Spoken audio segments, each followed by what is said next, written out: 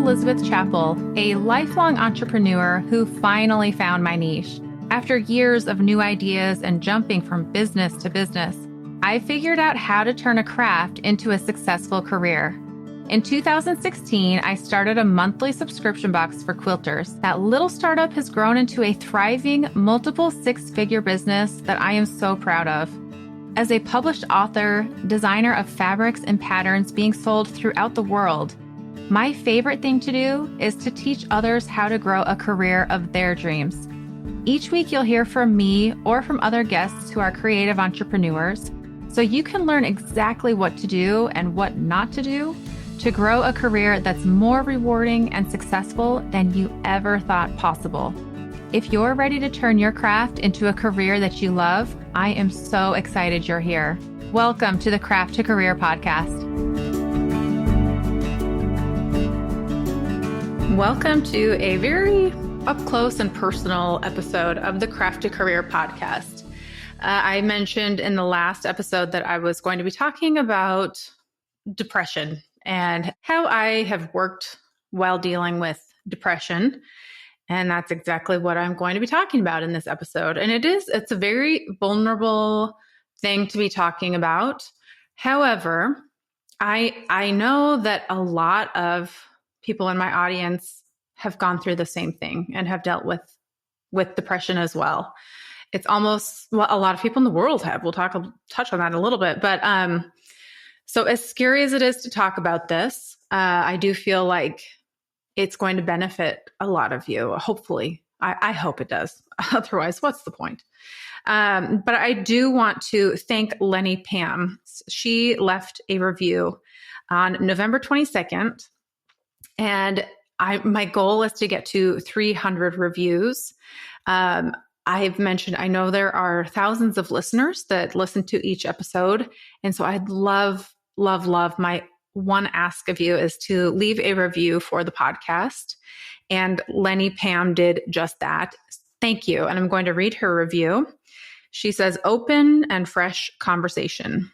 It's just good, honest, and open conversations about turning your craft passion into a career. Elizabeth gets real and shares insightful information, including bumps you might experience along the way, challenges, and hope. Thank you, Lenny. And this episode is no exception. I am talking about the bumps and challenges along the way.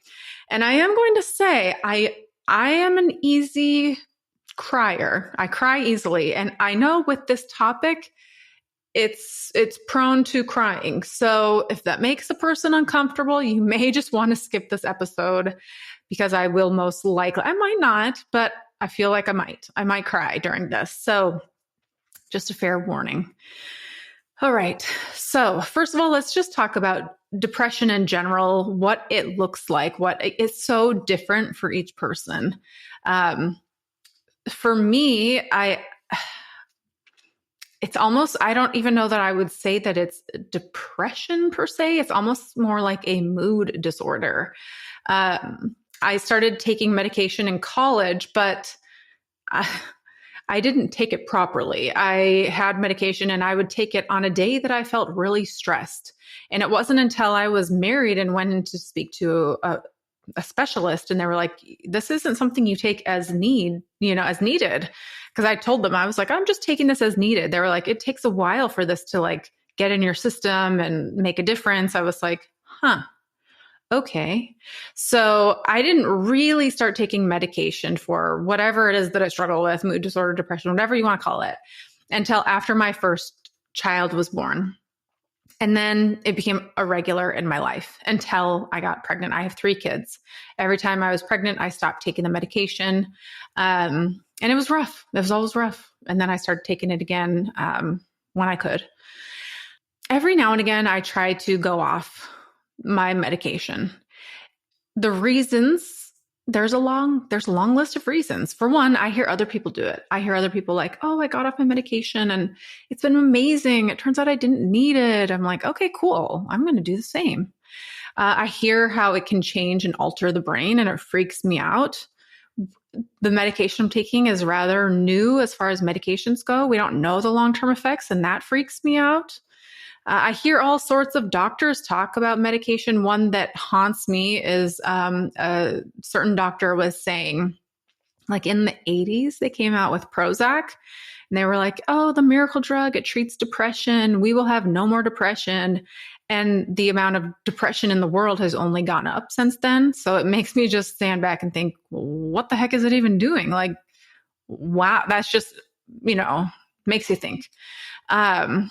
There's a lot of judgment, a lot of stigma. You just hear people like, oh, and then there's the big pharma and they're in it for the money. There's just so many things going on out there, stigma and reality, that I'm like, man, I would way rather not take this. What if I just eat really well and exercise and, I would rather go that route. So those are the things that go through my mind. So I try to wean off, and it never goes well. And that in and of itself bothers me, because I get it's almost like I don't remember how bad it was before I started taking medication. So maybe this isn't fair to say, but I feel like whenever I wean off, I'm worse now than I was before. And I'm like, man, has this really altered my brain so that I'm so dependent on it? But here's what I do know. The fact is, I can function when I take the medication. So as much as I hate that fact, I am a better version of myself when I take my medication. When I go off, it is not good.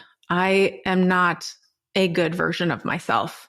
And for me, it looks like I'm very, very angry. I get very hurt emotionally. It's rough. It's really, really rough. And like I said, it's not so much the depression, although I do have little bouts of that here and there where I just feel totally helpless. And there are some moments of the deep depression, but it's really more of a mood thing for me. And it's quite intense. So what I do know is, I don't know the long-term effects of this medication. So that it could be that we don't know. It could be that it's not bad. We just don't know. It could be that it's terrible. But what I do know is in the short term, I'm able to live a happy, functioning life and have better relationships and just have a better overall lifestyle. So I'm going to go with taking the medication. And every time I try to go off, so I recently tried to wean off and it didn't go well again. So why am I talking about this on a business podcast? Well, because it absolutely affects my business. And for those of you listening who are running a business, my guess is a lot of you deal with some form of depression or mood disorder just based on the statistics and the numbers that I see. But also a lot of entrepreneurs tend to be creatives, tend to have ADHD, all things that I relate with, and ADHD and anxiety and depression go hand in hand. So there's just being an entrepreneur lends itself to this a little bit more. So let me just share a story that I heard from Jenna Kutcher. She came and spoke at Sundance when I did this retreat in September of this year. And she went through a really hard time in her life. But way back at the beginning of her career, she was a photographer, a wedding photographer. And she went through a really hard time. And the next day she had a wedding that she needed to go and, be the life of the party and corral people and be on, and she was like, that was the day that I realized I needed to change my business so that I never had to show up and be on in case this happened, in case something really traumatic or emotionally draining happened. Now, I've talked about this with my husband, and he's like, that's not the reality for a lot of jobs, but it is the reality for my job and for a lot of jobs that are online. And I've really thought about that from Jenna Kutcher's story of, I know that I can go through these ups and downs, and it can be really, really hard to show up and be on when you're not in a good place. And so what if I were to, if I'm feeling really unpredictable with my mood, how can I create a business where I don't need to show up and be on if I'm having a really off season? That's been very appealing to me and something that I've really thought about. And I think if you are an entrepreneur and you deal with a lot of ups and downs and depression or ADHD, to set up your business in a way that's more dependable, reliable. So let me share an example of what that could look like. I'm going to talk about my industry, but you could apply this to any industry. So let's say I want to teach someone how to sew. I'm going to just use what I've just released right now, a gingerbread pillow pattern. It's a free pattern. There's a little gingerbread guy on the front. And I could do a live thing where people come and join me live and I show how to sew this and how to make it. There are pros to that. There are pros, as in you get to connect with people in a really great way. I've done that before, and it really fosters connections. However, there's another alternative. I can pre-record that content, and then I can share it with people at any time. In fact, I could even share that video and share it every December. Like every December, say, hey, come and join and make this with me.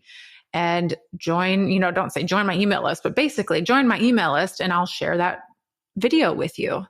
And every December you can share that. You don't have to show up. If you're not feeling on, you can even automate it so that every December that email goes out. I mean, you can really automate your business in such a way that even if you're really feeling down in the dumps, your business can keep going. It does take some planning ahead of time. It takes some when you're in a good place, like feeling motivated. But if you're anything like me, you go through seasons where you've got all the energy and you want to do all the things, and then you're just feeling completely burnt out and you want to do nothing. And so in those seasons where you want to do all the things, make a plan. I mean, actually make a plan, because if you're anything like me as well, you just are jumping from thing to thing. Okay, I'll do this. But if you can hone that energy and pre-record and set an automation, you're golden. Then you've got that happening every, holiday season or whatever it might be. So kind of setting yourself up for setting some automations in place where you can, I use ManyChat. That's been a game changer for me. So you could use ManyChat where anyone who comments the word gingerbread, they get this free tutorial and it sends them an email and they get automatically this video and the free pattern.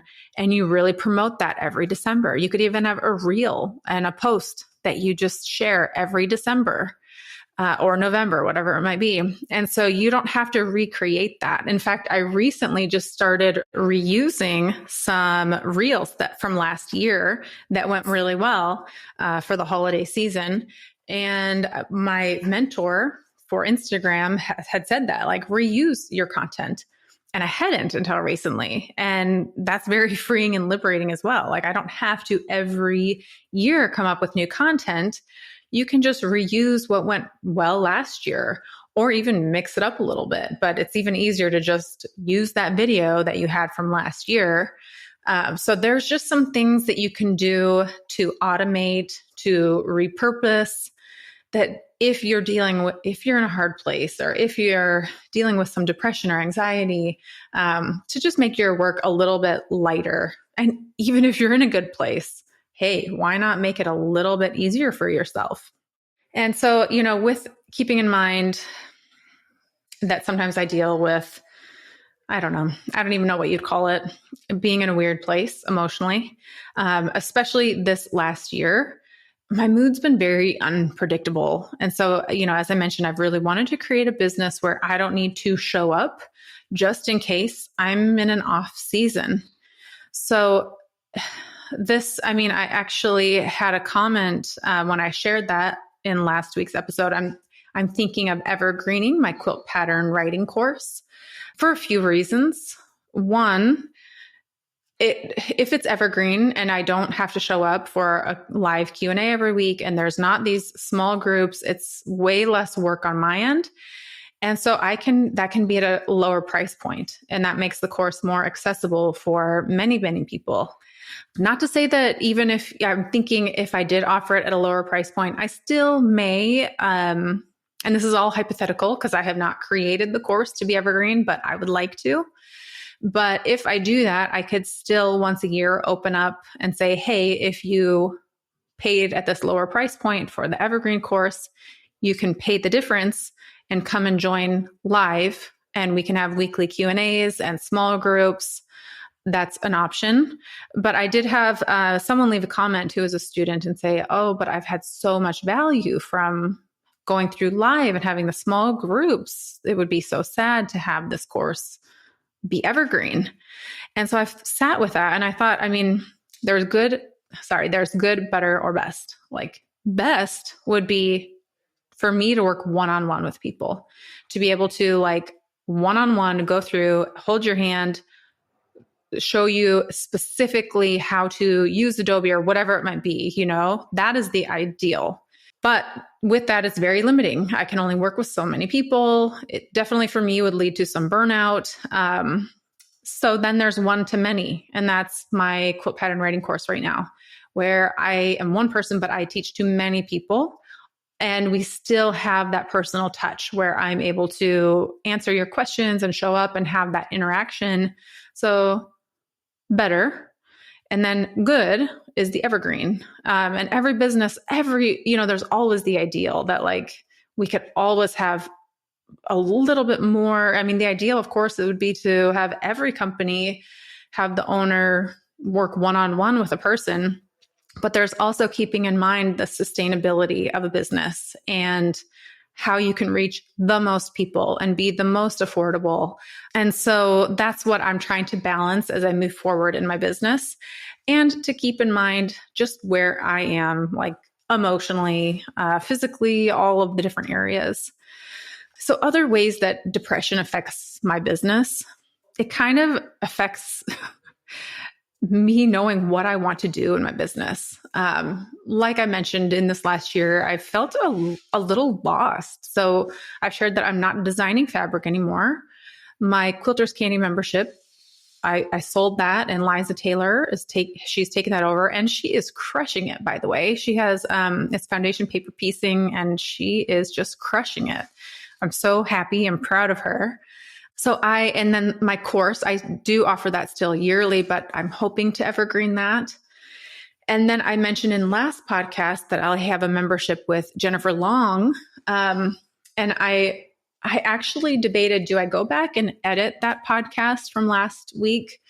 Or I'm going to leave it so that you listeners can be along for the journey and the evolution of my business. So I'll announce it here, but that actually sadly is not going to happen. As things happen in a business, Jennifer and I both went forward working on that membership, and it really was much more than we realized, and it wasn't sustainable at this point in either one of our lives. And so it's just sadly not going to happen right now. And so really, I feel a little bit like, what am I doing in my business? And so I've stepped back. I have a coach that I'll actually be meeting with here in just like half an hour today. And I am very excited to talk with her. And, maybe I'll share in my next episode a bit of how that conversation goes and what I figure out with her. But I'm trying to figure out where my heart is. Nicole of Gardenary, she's like, I'm a super fan of hers. She's really helped me with marketing and Instagram. But she has talked about her mission and her heart. And she's like, one day I'll be gone. We will all leave this earth one day, but there will be more people growing gardens. And she gets emotional talking about it. And I get emotional hearing her talk about it. She has a mission and a purpose to make people's lives healthier, to bring people sustainable food where they're connected with what they're eating.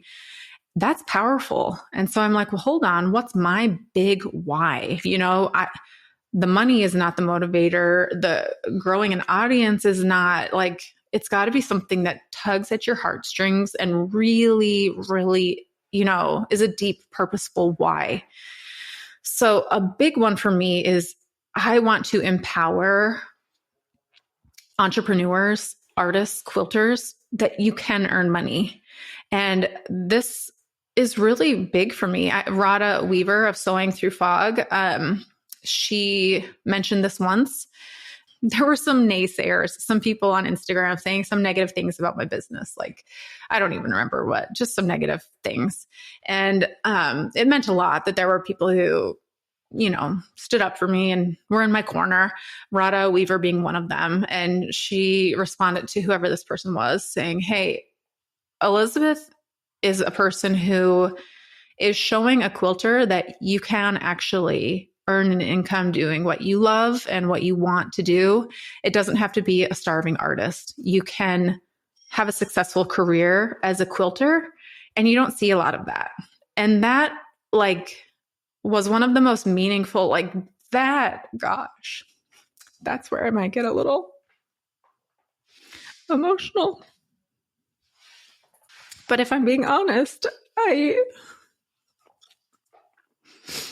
do hear the voices of the naysayers that stick in my mind sometimes that say things like, but you can't help everybody. You're giving people a false hope or different things like that.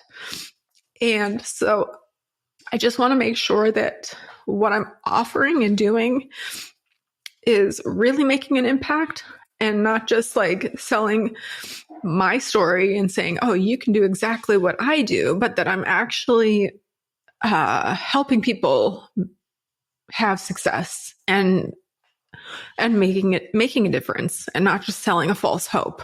And I think we've seen enough of that online where people, they're the odd rarity and they earn money. I don't know, they earn money selling a course, but then they'll sell a course on how to do something different. Let's just say, I don't know, making journals. They'll say, come and learn how to make journals and be a millionaire. But they're not a millionaire by making journals. They're a millionaire by selling the course on how to do that.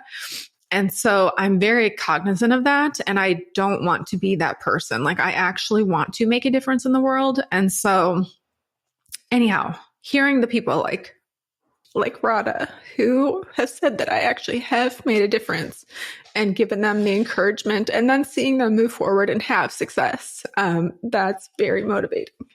But there is that fear that, that, and I've talked about this before, I want everyone who takes my course to have success, but they don't. And I can't control that. And so dealing with how do you cope with that? How do you ethically feel good about selling and offering something when you know that not everyone who goes through your program is going to have success, and knowing that it's not really in my court, but also feeling a sense of obligation to help them. So anyhow, there's the raw, real side of running a business. So then there's also coaching. Do I offer coaching? I definitely have people who are interested. I have a part of my website where people can sign up to do business coaching. And that again, I love it and I want to do that, but I also, am I going to make a difference? If they pay me for my time and my insight and help, is it going to help them? And so that's why I'm meeting with a coach to work through my limiting beliefs and my mindset that has gotten in the way of me doing that. Because I really do want to empower people to earn money and have success. And when I say earn money, I don't mean it in a shallow way, but I mean, you can have a career doing whatever it is that you love and empowering that. So, and then there's something way out in left field that is on my mind that I don't know if it will happen or if it does, what it will look like. But I took my daughter up to Dallas, up to a school in Dallas. It's called the Momentous Institute. And it's a school. It's like a primary school, elementary school. And it's amazing. They mostly, it's a normal school, right? But it's normal in the fact that they teach normal education things. You learn to read, write, mathematics, but you have to apply to go, and you wear a uniform. So it's not a public school, but most of the people who go don't pay to go. It's mostly supplemented. There's donors, private donors who pay for these students to go.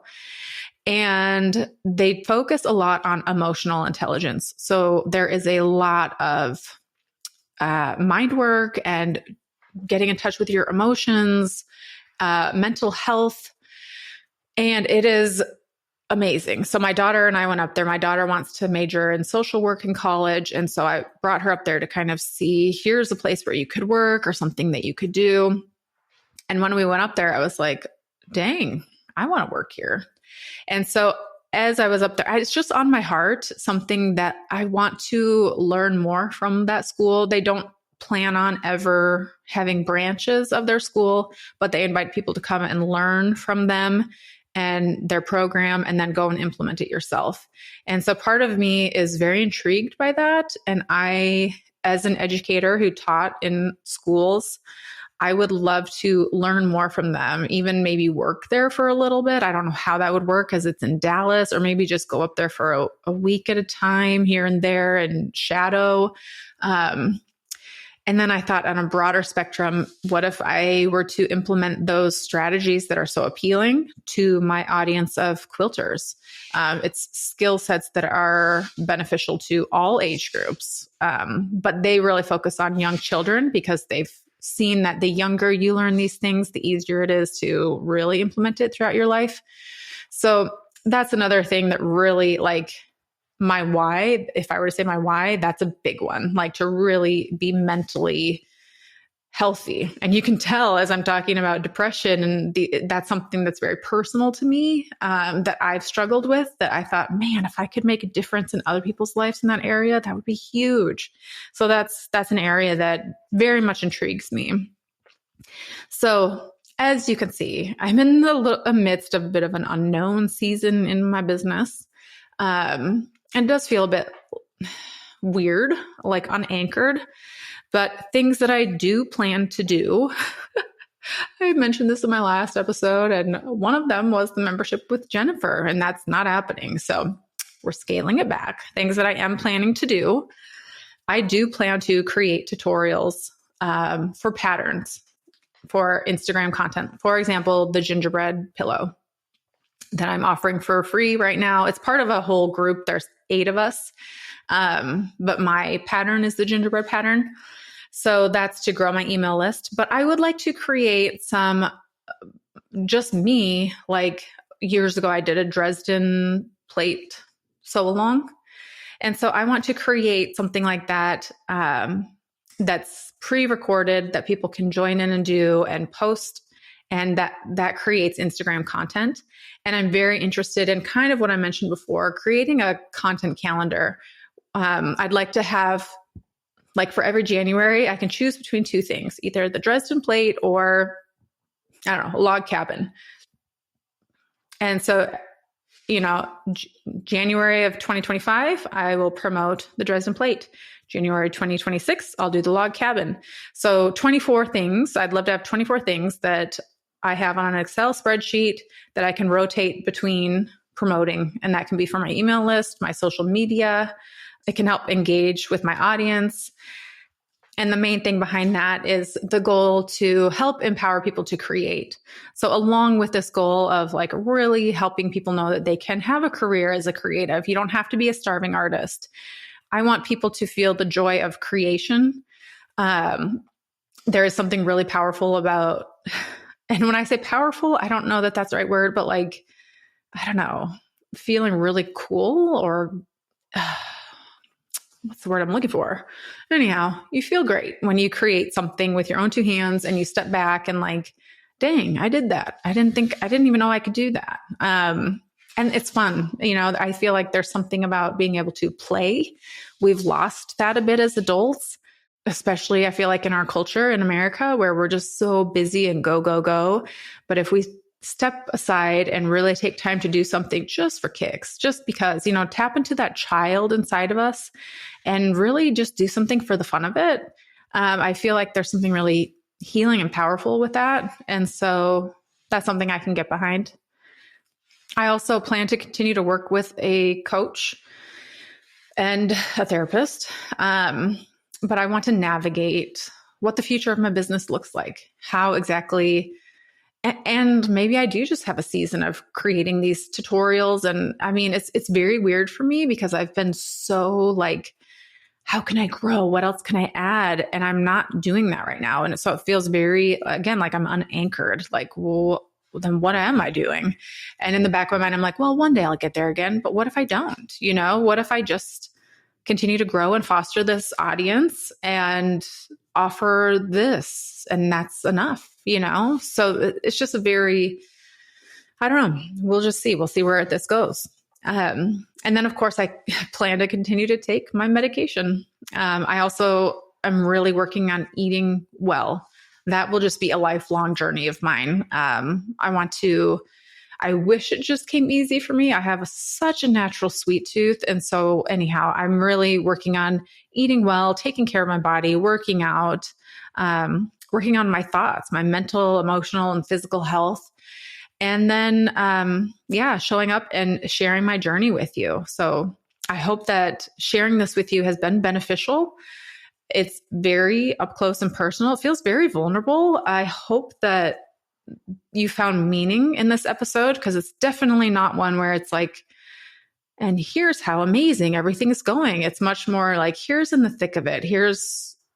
You're seeing very up close, the messy middle, of navigating through some changes in a business and not knowing what the outcome is going to look like, or even what I want the outcome to be. So hopefully this is some good insight for you business owners. And again, if you did enjoy this episode and did find it helpful, I would love if you would take just a moment and leave a review of the podcast. And if there's anything else you would like to hear or learn from me, let me know. I would love to know what would be most beneficial to you listeners. So thank you so much for being here on the Craft Your Career podcast. And we will see you next Friday with a brand new episode. Take care.